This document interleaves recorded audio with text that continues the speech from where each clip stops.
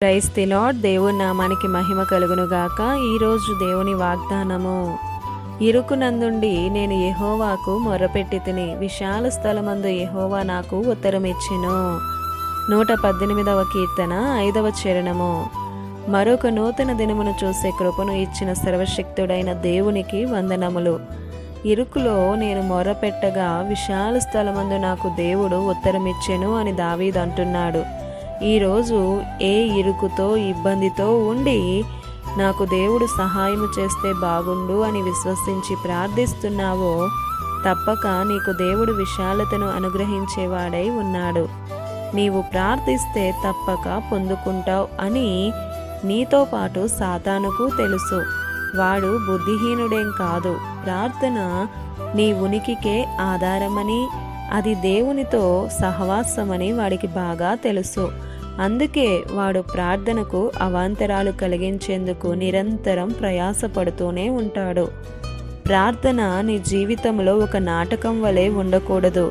నీ జీవితాన్ని మార్చే ఒక ఆయుధంలా ఉండాలి.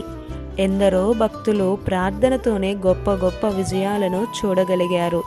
ప్రియ సహోదరుడా, సహోదరి, ఏ స్థితి అయినా పరిస్థితి అయినా సరే ప్రార్థించే అనుభవాన్ని దాటిపోకూడదు.